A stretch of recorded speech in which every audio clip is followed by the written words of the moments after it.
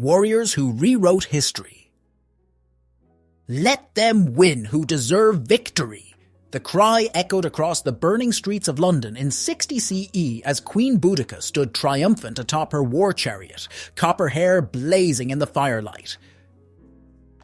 History remembers her as just one of many women who shattered the myth that warfare belongs to men alone. From the scorching deserts of Syria to the frigid steppes of Mongolia, female warriors have commanded armies, outsmarted emperors, and brought mighty empires to their knees. Their weapons were not just steel and strength, but cunning, courage, and an unshakable will to power that would make Machiavelli blush. In the pages that follow, we'll ride alongside 5 of history's most lethal female commanders, women who didn't just participate in warfare, but mastered it. Their stories have been buried not because they failed, but because they succeeded so thoroughly that they terrified the chroniclers of their time. A Mongol princess who built an empire on horseback, a desert queen who made Rome tremble, a pirate who faced down Elizabeth Pomeranz, a steppe warrior who outfoxed Cyrus the Great, and a Vietnamese rebel who fought from elephant back. Each of them changed the course of history through steel, strategy, and sheer audacity. These aren't tales of women who fought like men. These are stories of warriors who fought like themselves and won. Khutulun, the undefeated princess. The flash of hooves against the steppes signaled another challenger's approach, and Khutulun smiled. This would be the 99th man to try his luck at winning her hand in marriage, and like all the others, he would leave with empty hands and wounded pride. In the harsh world of 13th century Mongolia, marriage by combat was rare, but for the great-great-granddaughter of Genghis Khan, nothing less would suffice. Khutulun's legend begins not in the marriage arena, but on the battlefield. While other noble women managed the home front, she rode alongside her father Kaidu Khan as his most trusted military advisor and fiercest warrior. Marco Polo, who encountered her during his travels, wrote with barely concealed awe of how she would dive into enemy ranks, snatch a soldier as easily as a hawk takes a sparrow, and drag him back to her father's lines. Her technique wasn't mere showmanship. It was psychological warfare at its finest, demoralizing enemy troops who watched their strongest fighters plucked from their midst by a woman. But it was her brilliance as a military strategist that truly set her apart. While the Mongol Empire fractured under internal strife, Khutulun helped her father maintain control of Central Asia through a series of dazzling campaigns. She pioneered new cavalry tactics that maximized the Mongol army's legendary mobility, turning traditional battles into elaborate traps. Enemy commanders would find their forces split, scattered, and picked apart by her lightning-fast horsemen before they could mount an effective defense. Her personal challenge to potential suitors that they must defeat her in wrestling or forfeit 100 horses wasn't mere sport. Wrestling was fundamental to Mongol military training, and Khutulun's mastery of it demonstrated her complete command of the warrior arts. As her collection of forfeited horses grew past 10,000, she became not just a curiosity, but a symbol of Mongol strength. Each victory reinforced her authority as a military commander. Each defeated suitor became a testament to her power. When Kaidu Khan lay dying in 1301, he attempted to name Khutulun his successor over her brothers, unprecedented for the time. Though she ultimately declined in favor of maintaining unity within the Khanate, her influence had forever changed the political landscape. She continued to command armies and shape military strategy until her death, undefeated in both love and war. The horses she won through her challenges formed the backbone of her personal army, which she used to protect her family's interests until the end. In the centuries since, historians have debated why such a powerful woman would stake her marriage on wrestling matches. But perhaps the answer lies in the simple fact that Khutulun understood something eternal about power. Respect must be earned, never given. In a world where strength determined survival, she proved herself the strongest of all, not through birthright or beauty, but through raw skill and indomitable will. Her legacy isn't just in the battles she won, but in how she won them, on her own terms, unapologetically, and with a flair that would have made her great-great-grandfather proud. Zenobia, the Desert Wolf. The year was 267 CE, and Rome's eastern provinces trembled at a name whispered in marketplaces from Anatolia to Egypt. Zenobia. The Queen of Palmyra had transformed her desert oasis from a wealthy trading post into the seat of an empire that would challenge Rome itself. She didn't just defend her realm, she expanded it with the calculated precision of a master chess player, understanding that in the world of imperial politics, hesitation meant death. Born into nobility as Septimia Zenobia, she claimed descent from Cleopatra and Dido of Carthage, though it was her own achievements that would eclipse her ancestors. After her husband's mysterious death, she seized control of Palmyra as regent for her young son. While Rome was distracted by internal chaos, the period historians call the crisis of the 3rd century, Zenobia made her move. Her first masterstroke was the creation of a revolutionary heavy cavalry force, something Rome had never successfully fielded. These armored horsemen, combined with Palmyra's legendary archers, formed the backbone of an army that would soon control territory from the Euphrates to the Nile. The conquest of Egypt was Zenobia's crowning achievement. Rather than launching a direct assault, she orchestrated a complex political and military campaign that left the breadbasket of the Mediterranean in her hands almost before Rome realized what was happening. She appointed herself Queen of Egypt, minted coins with her image, and established a court that rivaled Alexandria's glory days under the Ptolemies. Scholars flocked to her capital, drawn by her patronage of arts and philosophy. She spoke multiple languages, hosted intellectual salons, and proved as adept at cultural diplomacy as she was at military conquest. But it was her innovative military tactics that truly distinguished her reign. Zenobia understood the desert like few commanders before or since.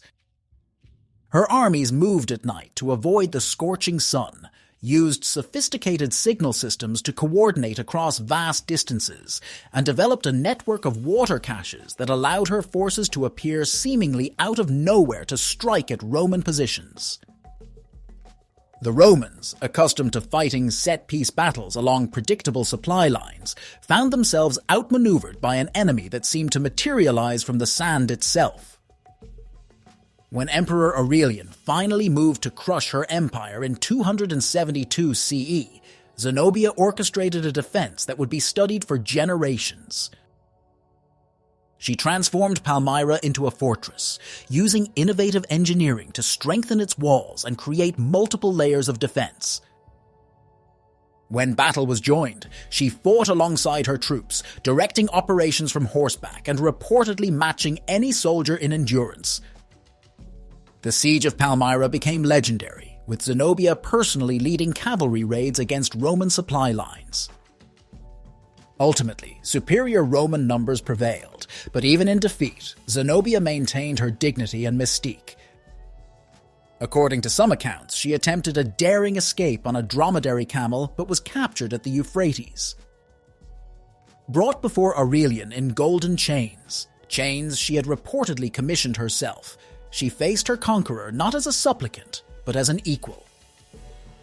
Her final fate remains debated by historians, with some claiming she was paraded through Rome in triumph, others that she married a Roman senator and lived out her days in luxury on an Italian estate. What's certain is that Zenobia's brief but brilliant reign changed the face of the ancient world. She proved that the empire could be challenged, that new methods of warfare could overcome traditional Roman advantages, and that a woman could build an empire every bit as impressive as those forged by men. In the shifting sands of Syria, her legend lives on, the queen who dared to challenge Rome and nearly won. Grace O'Malley, the Sea Queen of Ireland. The great hall of Greenwich Palace fell silent as Grace O'Malley strode in to meet Queen Elizabeth II. It was 1593, and the most powerful woman in Ireland had come to face the most powerful woman in England. The guards shifted nervously. O'Malley had refused to bow, claiming she was a queen in her own right.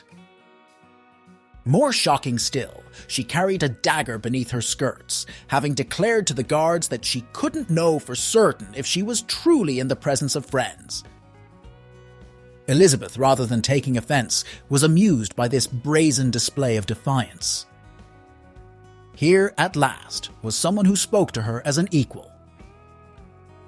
Behind O'Malley's aristocratic bearing lay decades of experience as the most feared naval commander in the Irish Sea.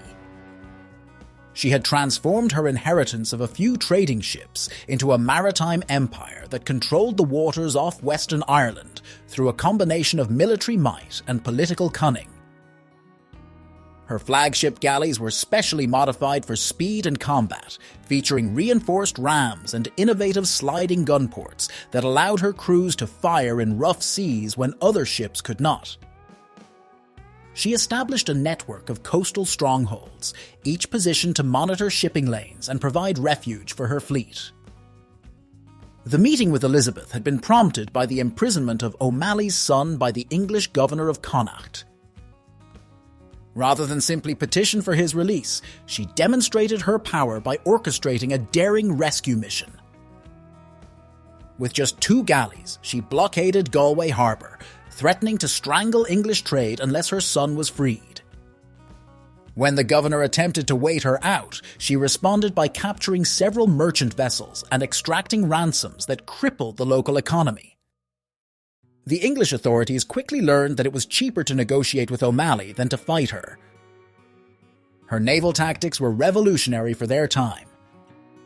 Rather than rely on traditional ship-to-ship combat, she developed a hybrid approach that combined maritime warfare with rapid coastal raids.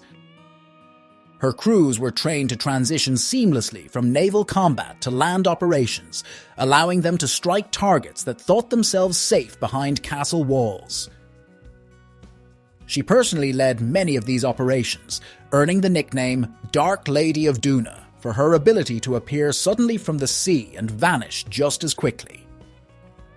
Elizabeth, impressed by O'Malley's boldness and strategic mind, ultimately granted most of her requests.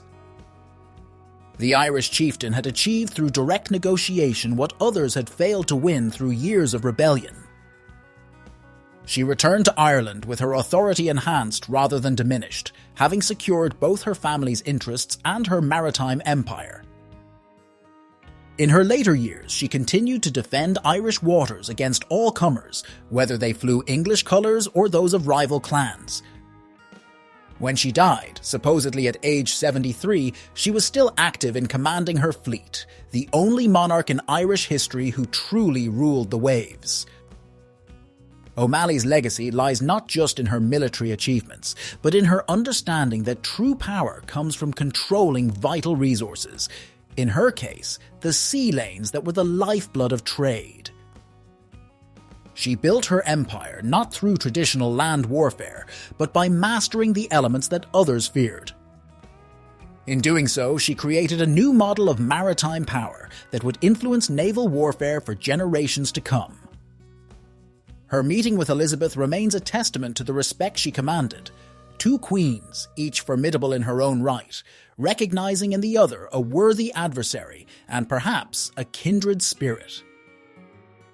Tomyris of the Massagetae, Cyrus the Great's nemesis. In 530 BCE, on the windswept steppes north of Persia, Cyrus the Great made the fatal mistake of underestimating his opponent. Tomyris, queen of the Massagetae, had just watched her son die in a Persian trap, and now she would demonstrate why the nomadic warriors of the steppes were considered the most dangerous fighters in the ancient world. The greatest empire builder of the age was about to meet his match in a woman who combined tactical brilliance with a terrible sense of poetic justice. When Cyrus first proposed marriage to Tomyris as a pretext for absorbing her territory, she saw through the ruse immediately. The Massagetes were wealthy and powerful, controlling vast territories in Central Asia, and their queen had no intention of becoming another jewel in the Persian crown. Her rejection of Cyrus's offer came with a warning that would prove prophetic: rule your own people and try to bear the sight of me ruling mine. The Massagete army under Tomyris was unlike anything Cyrus had faced before. Her cavalry archers could shoot with deadly accuracy at full gallop, using powerful composite bows that could pierce Persian armor. They fought in fluid units that seemed to dissolve when attacked, only to reform and strike from unexpected directions. Tomyris herself had revolutionized these traditional tactics by introducing coordinated attacks from multiple directions, using the terrain to funnel Persian forces into killing zones. After Cyrus captured her son through treachery, leaving out a feast of wine for the inexperienced young commander and his troops to find, Tomyris sent him a message that chilled even the battle-hardened Persian court. "I will give you your fill of blood." She then orchestrated one of the most elaborate military deceptions of the ancient world. Appearing to retreat in grief and disarray, she drew Cyrus's army deep into her territory. The Persians, flush with their earlier success, pursued eagerly, not realizing they were being led into a trap. The battle that followed became legendary. Tomyris positioned her forces in a narrow valley, concealing her main army behind the ridges. When the Persians advanced, they found themselves caught in a devastating crossfire. Massagetae cavalry emerged from hidden ravines, cutting off their retreat. The Persian army, for the first time in its history, was completely encircled.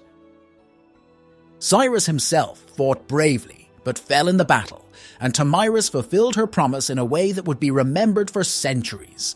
She had his head dropped into a wineskin filled with human blood, declaring, "I warned you that I would quench your thirst for blood." This victory had consequences that would echo through history. The death of Cyrus marked the first major check to Persian expansion, proving that even the mightiest empire could be defeated by superior tactics and determined leadership.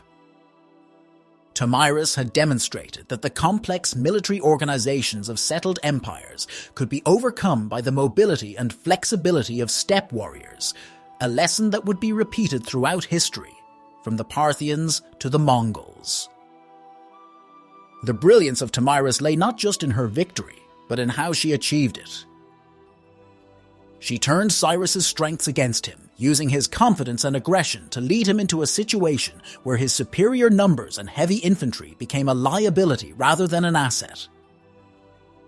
Her understanding of psychological warfare, from her initial defiant response to her horrific final message, showed a commander who knew that battles are won in the mind as much as on the field. In defeating Cyrus, she didn't just save her people. She demonstrated a level of strategic thinking that would influence military leaders for generations to come. Lady Trieu, the Vietnamese Joan of Arc. In 248 CE, the sound of war elephants thundering through the jungle signaled a new era in Vietnamese resistance against Chinese domination. Atop the lead elephant sat a figure that would become legendary: Lady Triệu, a young commander who chose warfare over marriage, declaring that she would not bow down to be the concubine of any man. Standing over 8 feet tall in battle regalia, according to chronicles, she cut an imposing figure that struck terror into Chinese forces, unaccustomed to such fearsome opposition. Born in a small village in northern Vietnam, she was orphaned early and raised by her brother. At just 20 years old, she witnessed the brutal suppression of her people under Chinese rule and made a decision that would alter the course of Vietnamese history. Rather than accept the limitations placed on her gender and social status, she retreated into the mountains and began gathering an army of over 1,000 followers. Her brother attempted to discourage her, but her response became legendary. "I want to ride the wind and walk the waves, slay the big whales of the eastern sea, clean up our frontiers, and save the people from drowning." Lady Trieu's military genius lay in her understanding of asymmetric warfare. She transformed the dense Vietnamese jungle from an obstacle into a weapon, developing tactics that would be emulated by Vietnamese commanders for centuries to come. Her forces moved like ghosts through terrain the Chinese considered impassable.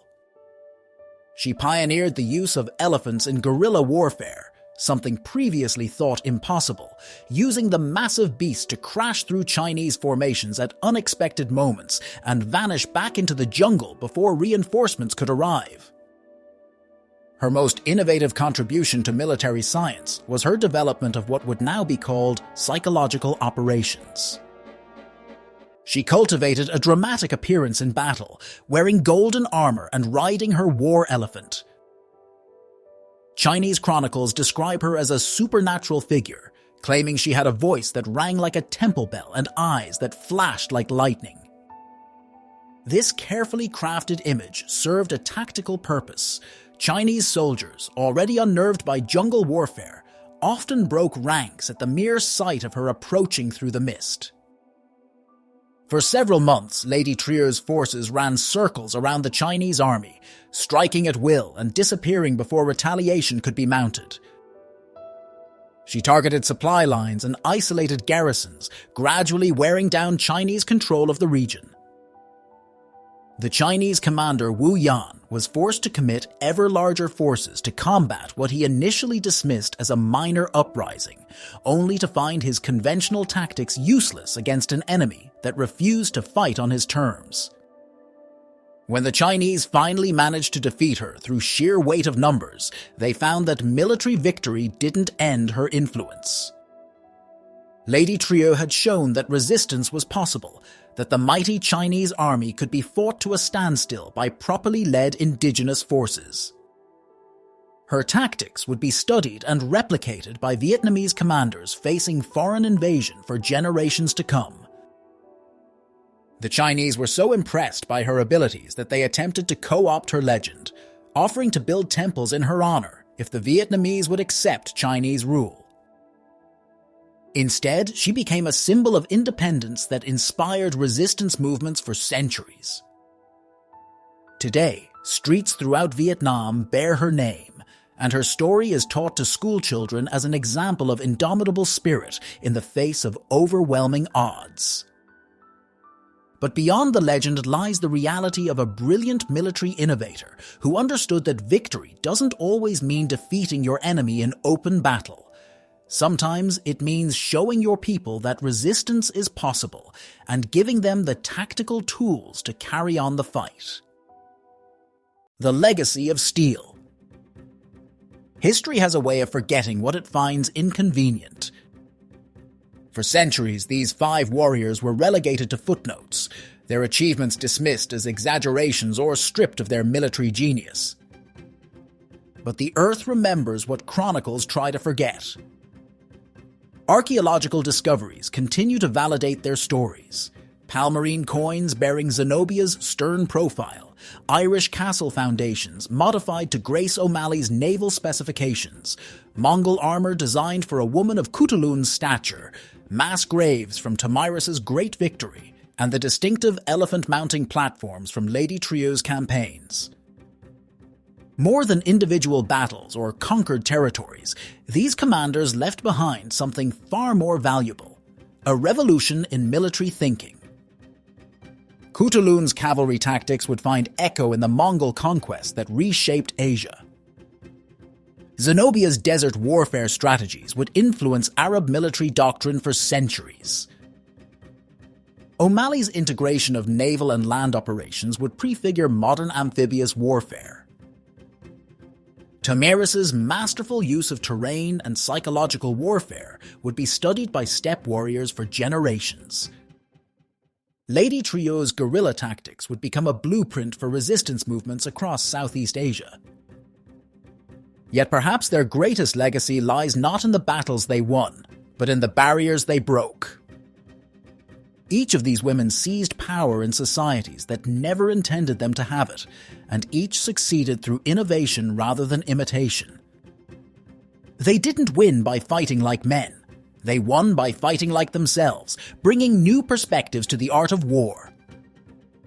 In doing so, they proved that military genius knows no gender, that leadership flows from capability rather than category, and that the sword indeed doesn't know its wielder. In an age when warfare is increasingly shaped by technology rather than physical strength, their examples become more relevant, not less. They remind us that victory often belongs not to the strongest or best equipped, but to the most innovative and adaptable. Their stories, long buried but never truly forgotten, continue to emerge from the shadows of history, not as curiosities or exceptions, but as proof of what has always been possible.